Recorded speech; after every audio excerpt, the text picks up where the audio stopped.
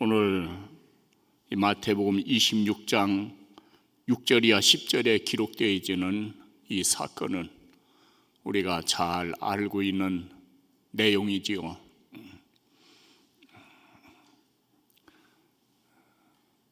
그 300데나리온의 가치의 그 귀한 나드 향유를 예수님에게 부었던 그 여인, 그리고 이를 아주 못마땅하게 여겨 꾸지람과 책망을 하던 가룟 유다를 비롯한 제자들, 그리고 예수님께서 잘했다고 이렇게 칭찬함을 받는 그런 것으로 이제 마무리되고 있습니다. 우리가 내간에는 신앙생활 잘 하는 것 같아도 하나님 보실 때에 그렇지 않은 것이 있고, 또 너무 하나님 앞에 죄송한 것 같아도 그 하나님 보실 때에 굉장히 기뻐하시는 그러한 사람도 없지 않아 있습니다. 우리의 가장 중요한 것은 이 호세아 선지자를 통해서 말씀하신 것과 마찬가지로 호세아 4장 6절에 보면은 내 백성이 하나님 아는 지식이 없으므로 망하는도다 라고 그렇게 기록되어져 있거든요. 하나님 아는 지식이 없으므로 내 백성이 망한다 라고 하는 그러한 무언가 우리에게도 굉장한 일깨움을 주는, 도전을 주는 하나님의 말씀이죠. 전에도 말씀드렸습니다마는 하나님 아는 지식이라고는 그 지식은 머리에 축적되어져 있는 그런 지식이 아닙니다. 여기에 나타나는 그 지식이라고는 히브리 원말의 의미를 보면은 그 지식 속에는 하나님을 사랑하는 마음, 그 하나님 앞에 감사하는 마음, 그 하나님 앞에 헌신하는 마음, 그 모든 아름다운 것들이 축적되어져 있는 그런 하나의 단어로 사용되고 있습니다. 예를 들어 보면은 이 사도 야고보를 통해서 마귀도 하나님을 믿고 떤다고 그랬거든요. 마귀도 하나님을 믿습니다. 하나님 압니다. 바울도 하나님도 알고 바울도 알고 하나님도 압니다. 그러나 그 마귀는 하나님 앞에 감사하지도 아니하고 하나님 영화롭게 해드리지도 아니하고 하나님을 기뻐하지도 않습니다. 그 마귀가 아는 하나님 아는 지식은 아무 쓸모없는 그러한 지식이라고는 얘기죠. 전에 이 10억 유로 수표를 문풍지로 사용한 사건이라고 하는 그러한 글이 실렸었습니다. 10억 유로를 문풍지로 사용한 사건, 이 10억 유로라고 할 것 같으면 오늘날로 보면 1유로가 약 1,300원, 1,400원 대거든요. 그러니까 10억 유로라면 약 우리 돈으로 약 1억 3천만 원 정도의 그런 가치를 지니기는 것이죠. 그 내용은 이랬었습니다. 어느 등산가가 이제 험한 산을 오르다가 이제 길을 잃어버리게 됩니다.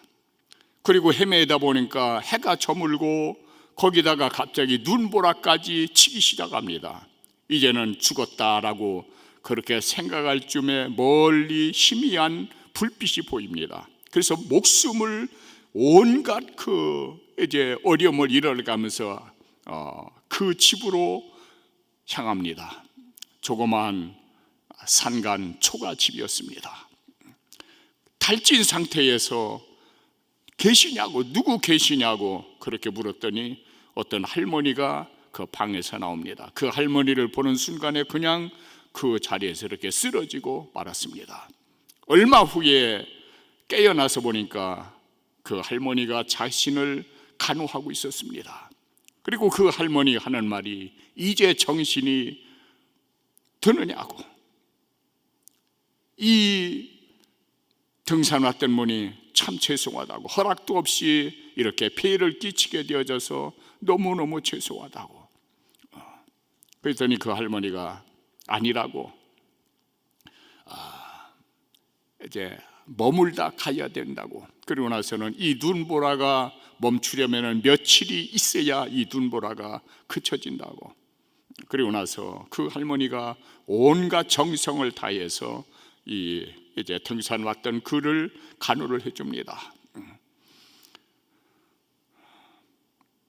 그리고 이제 겨울 양식을 꺼내 가지고서 함께 며칠을 보내게 됩니다. 그리고 마침내 그 눈보라가 끝나고 난 다음에 이제 그 등산가가 그 할머니 집을 떠나게 될 때에 너무너무 고맙다고, 너무 감사하다고. 그랬더니 그 할머니도 나도 자네만한 아들이 있었는데 지금은 이 세상에 없다고. 이 산이 문제라고. 너무나도 산이 변덕을 부리기 때문에 많은 사람들이 희생을 당한다고.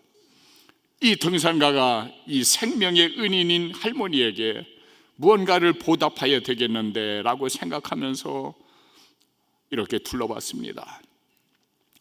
그 초가집이 온통 구멍이 나고 그리고 차가운 바람이 방 안으로 들어옵니다. 그래서 이 등산가 생각에 이 할머니 집을 좀 따뜻하게 새로 이렇게 좀 주택을 마련해야 되겠다라고 그렇게 생각하고 자기가 이제 그 수표를 꺼내서 이제 그 봉투에 넣습니다. 그는 다름 아닌 이제 큰 회사의 회장이었습니다. 그리고 수표를 꺼내서 봉투에 넣고 할머니에게 말합니다. 이걸 받으시라고.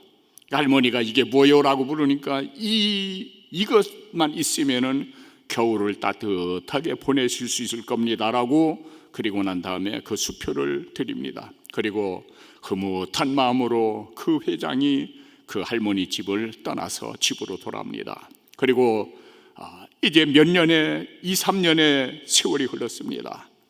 다시 한번 그 산에 등산을 갈 수 있는 그런 기회가 마련이 됐습니다. 이 회장 마음에 아마 그 할머니가 이제는 좋은 집에서 따뜻하게 잘 살고 계실 것이다 라고 그렇게 생각하고 난 다음에 그리고 나서 그 할머니 집을 찾아갔습니다. 깜짝 놀랐습니다. 있는 그대로의 전에 보았던 그 초가집이 그대로 있는 겁니다. 깜짝 놀라서 뛰어 들어가서 방문을 열었더니 그 시체 악취가 풍겨납니다. 그래서 봤더니 그 할머니가 이 배고파서 얼어 죽어 있는 겁니다. 이럴 리가 없는데라고 둘러보니까 그 자기가 준 그 10억 유로의 수표가 문구멍 난 데를 이렇게 막아 놓고 있었습니다. 깜짝 놀랐습니다.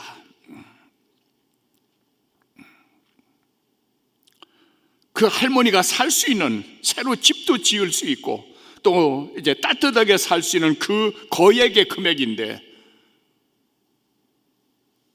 깜짝 거기서 놀랐습니다. 이 귀한 것을 귀한 것으로 모르는 그 할머니. 그러고 난 다음에 그 할머니를 양지 바른 곳에 이렇게 묻어줬다고 합니다. 그리고 그가 깨달았다고 합니다. 한탄이 있다고 하면 아무리 좋은 것이라 할지라도 알지 못할 때는 휴지 조각에 불과하구나. 그 할머니가 나에게 대접한 그 은혜와 그 사랑 말로 다 할 수 없어서 내 깐에는 최선의 그 이제 보답을 한다고 하는 것이 나는 그 할머니에게 휴지 조각을 주렸구나라고는 그러한 생각을 가지게 됐다고 합니다. 우리가 이 세상을 살아갈 때에 내가 모르는 그 무언가에 소중한 것이 있습니다. 그러나 이를 깨닫지 못하게 되면 아무 의미 없는 휴지 조각에 불과하게 되는 것이죠. 또 어떤 면에서 보면은 내 주변에 휴지 조각 같으면서도 굉장히 귀한 것들이 될 수도 있습니다. 할머니가 주신 그 귀한 음식이 어쩌면은 내겐 귀한 보석이었는데 난 그것을 휴지 조각으로 드렸구나라고는 그러한 자책을 했다고 합니다. 우리가 이 땅 살아가면서 주변에 보석이 있는데도 불구하고, 굉장한 가치가 있는데도 불구하고 그를 깨닫지 못하고 마치 문풍지로 사용하듯이 그렇게 사용할 때도 없지 않아 있다는 것이죠. 그가 친구일 수도 있고, 직장의 이제 동료일 수도 있고, 남편일 수도 있고, 아내일 수도 있고, 부모일 수도 있고, 자식일 수도 있다고는 그러한 사실이죠.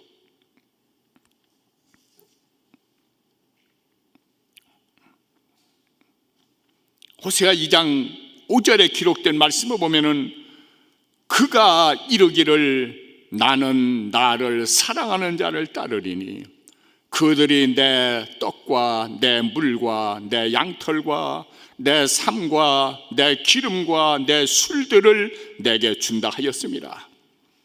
이 말의 의미는 바알 신이 내게 그런 것들을 준다는 겁니다. 바알 신이 준다는 거요. 이것이 당시 호세아 선지자가 예언할 당시의 사회상이었습니다. 바알이 내게 준다는 겁니다.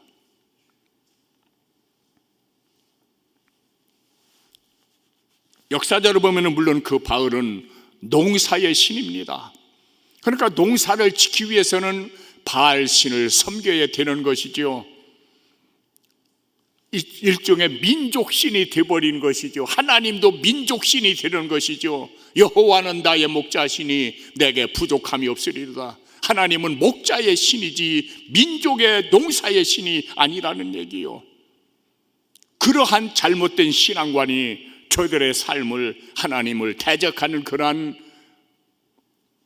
배은망덕한 삶으로 만들어줬다는 얘기죠.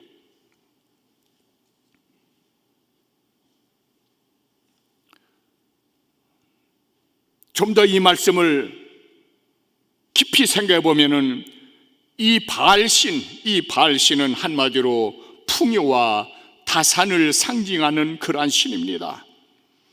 좀 더 구체적으로 말하면 풍요와 음란의 신이 바로 바알신입니다. 그래서 바알신당에서는 공공연한 그러한 창녀, 이제 또 이 동남, 완전히 이제 사창가와 같은 그러한 곳이 바로 바알 신당이었습니다. 역사적으로 보면 그렇습니다.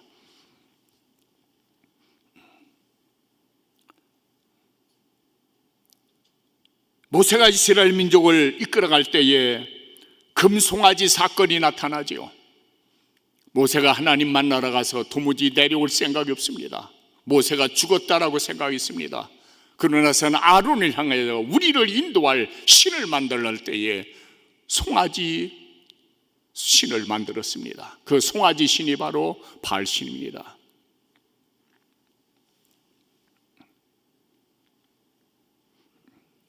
그리고 그 주위에서 먹고 마시며 춤을 추며 음란에 빠져 있었던 것으로 그렇게 기록되어 있습니다. 오늘의 이 세상의 모습이 바로 그 모습이죠. 사람들은 그럽니다. 이 대한민국은 민주주의도 아니고 자본주의도 아니라고, 경제 지상주의라고 그렇게 말합니다. 부와 쾌락을 추구하는 이 현대 문화라고 그렇게 말합니다. 하나님께서는 이렇게 말씀합니다. 호세아 2장 8절에 9절에 기록된 말씀 보면은 곡식과 새 포도주 기름은 내가 그에게 준 것이거늘 그들이 바알을 위해서 쓴 은과 금도 내가 저들에게 준 것이다라고 말합니다. 이 이스라엘 민족은 내꺼 하는데 하나님은 아니다, 내가 준 것이다라고 그렇게 말씀하기는 것이죠. 오늘의 우리 모습이죠. 우리는 내가 가지고 있는 것 전부 다 내 것으로 그렇게 생각합니다. 그런데 하나님은 아니다, 내가 네게 주었다라고 그렇게 말합니다. 하나님이 우리에게 주셨다면 우리는 어떻게 살아가야 될까요? 하나님 마음에 맞게 살아야 되겠죠. 하나님의 뜻을 이루는 데 쓰임을 받아야 되겠죠.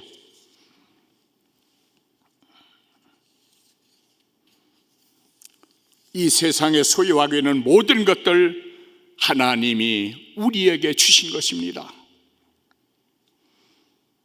그런 거로 우리는 하나의 이 하나님의 것을 맡아 지키는 하나의 정직이에 불과한 것이지요.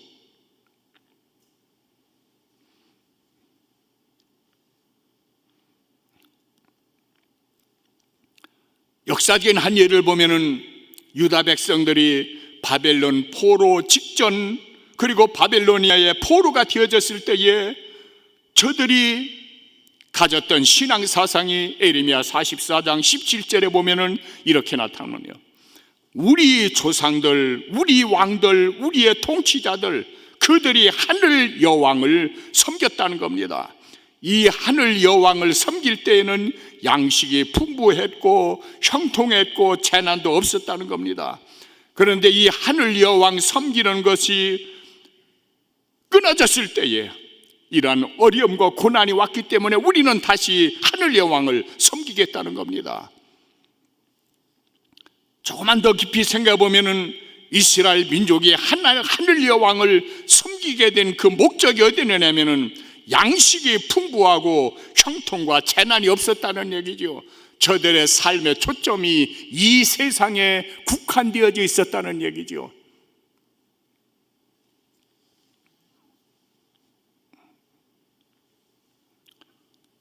여러분, 우리의 신앙생활이 세상에 국한되어지는 것은 절대로 아니지요.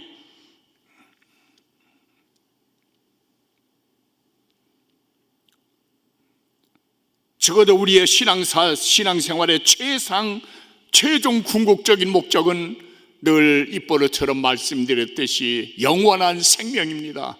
영원한 하나님 나라입니다. 그 영원한 하나님 나라를 위해서 우리는 지금 순례자의 길을 걷고 있는 것이지요. 왜 하나님께서 이 땅 위에 초점을 맞추지 못하도록 그렇게 때로는 닥달을 하실까요? 왜 우리를 하나님께서 때로는 징계를 하실까요?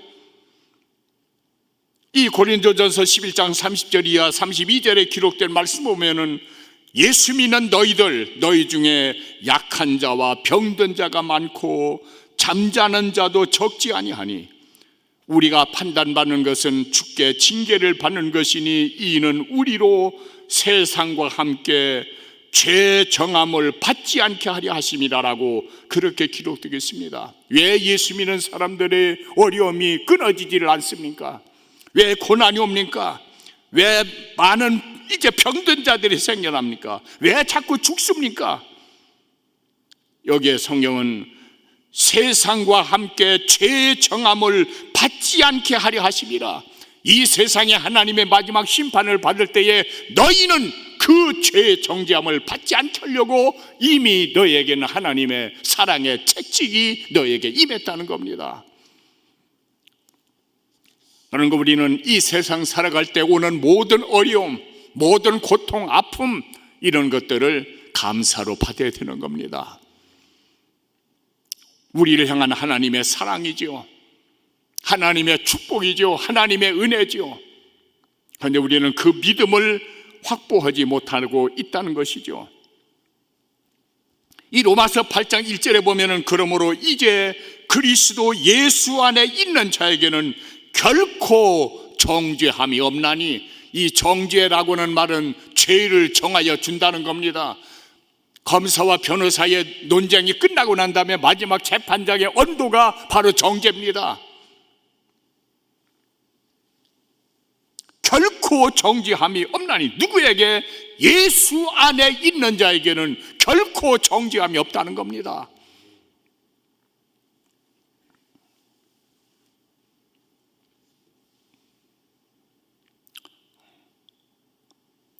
이러한 세상에 우리가 살고 있는데 어떻게 살아가야 될까요?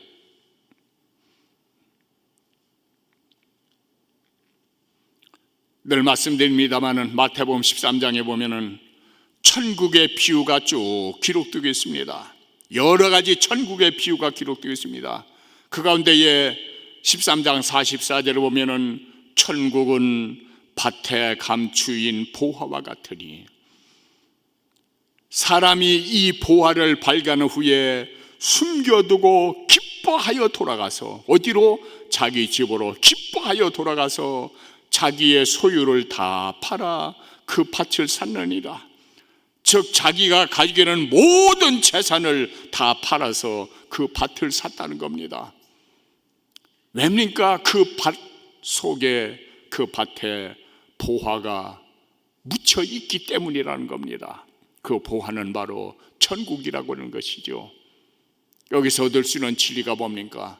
장차 우리가 들어가야 할 그 천국, 자기의 가진 모든 것을 다 팔아서라도 꼭 가져야 될, 투자해야 될, 희생해서라도 이를 얻어야 될 그러한 귀한 존재라는 얘기죠. 예수님께서 밭은 세상이요 라고 그렇게 말했습니다.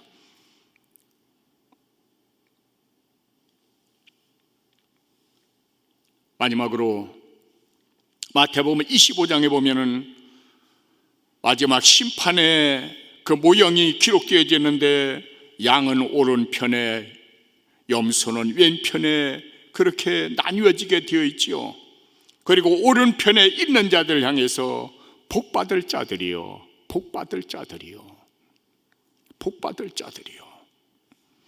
그러면 오늘 우리의 삶은 복받을 자들의 삶의 위치에 서야 되는 것이죠. 복받을 자들이요.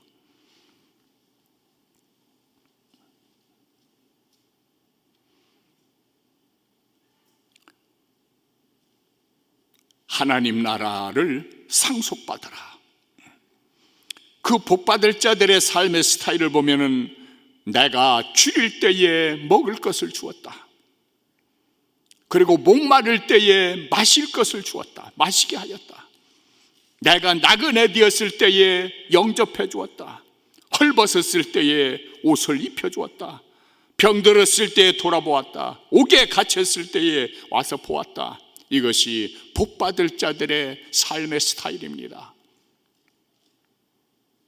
자기 입장에서 본 것이 아니라 상대방의 입장에서 본 것이죠. 상대방의 입장에서 생각한 것이죠.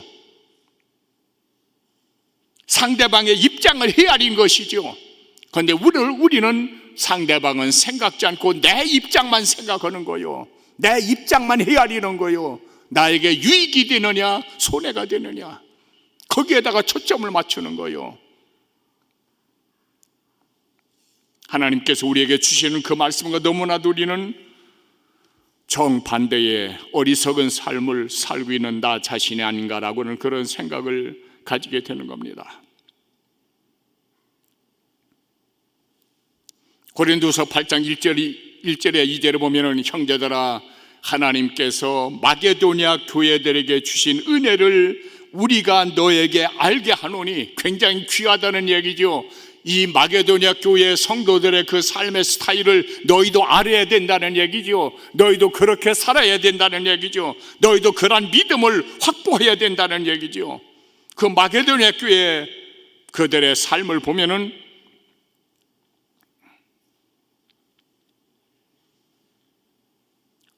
굉장한 어려움 속에서, 환난의 많은 시련 가운데서 넘치는 기쁨과, 여러분, 환난의 많은 시련 가운데서 저들은 넘치는 기쁨을 가지고 있었다는 얘기죠. 어떻게 넘치는 기쁨을 가지고 있었을까요?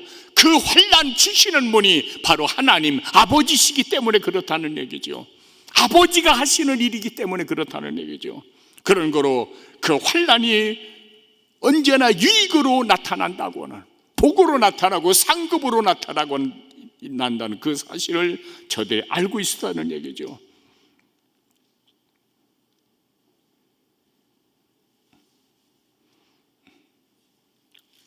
그리고 극한 가난이 저희로 풍성한 연보를 넘치도록 하게 하였느니라.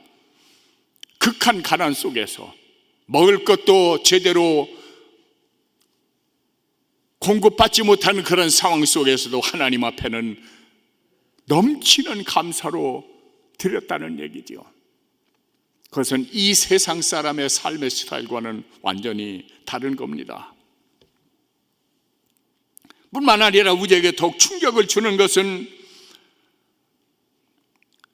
그러함에도 불구하고 이러한 어려움 속에서도, 이러한 고통 속에서도 하나님 나라에 투자할 수 있다고 하는 그 자체를 어떻게 보고 있었느냐 하면은, 이에 참여함을 특전으로 간청을 했다는 거예요. 우리는 무슨 일이 있을 때 어떻게 하면 빠지려고 하죠. 어떻게 하면 내가 거기서 빠져나올까 라고는 그런 생각을 가지고 있죠. 자기의 입속만을 차리게 되는 것이죠. 그런데 그 마게도냐 교회는 자기 입속을 차리는 것이 아니라 상대방의 입장에서 보면서 내가 이러함에도 불구하고 내가 그곳에 참여하기를 원합니다. 내가 그곳에 그 어려움에 아픔에 나도 동참하기를 원합니다. 그렇게 청원을 했다는 얘기요. 여러분, 이 세상의 모든 것들 다 지나갑니다. 다 없어져 버립니다. 죽음이라고는 문턱에서 다 끝나버립니다. 다 지나가느니라 라고 성경은 그렇게 우리에게 일깨워주고 있습니다.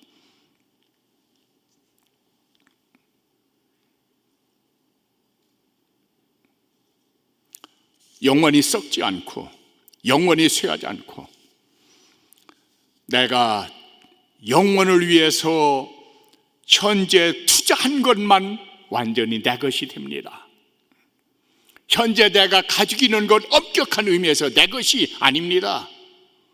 내가 주의 이름으로 투자한 것만 그것이 완전한 내 것이 되는 거요.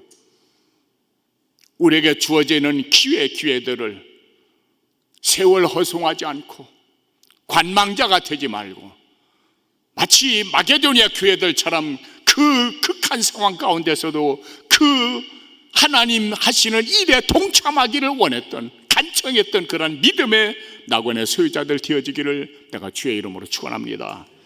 기도드립니다. 오 하나님, 우리 아버지, 사람이 존귀하나 깨닫지 못하는 자 멸망하는 짐승과 같도다라고 말씀하시니요, 귀한 말씀을 통해서 진정한 내 것이 무엇인지를 다시 한번 말씀을 통하여 깨달을 수 있도록 이 시간 마련해 주신 거 감사합니다. 햇빛보다 밝은 빛으로 어두워진 저들의 심령 환하게 비춰주셔서 영원한 하나님 나라 유업을 위한 가장 아름다운 멋진 투자가 이루어질 수 있는 믿음의 대장부 다 되게 해 주옵소서. 예수 그리스도 귀하신 이름으로 그렇게 이루어지기를 축복하고 감사하며 기도 올립니다.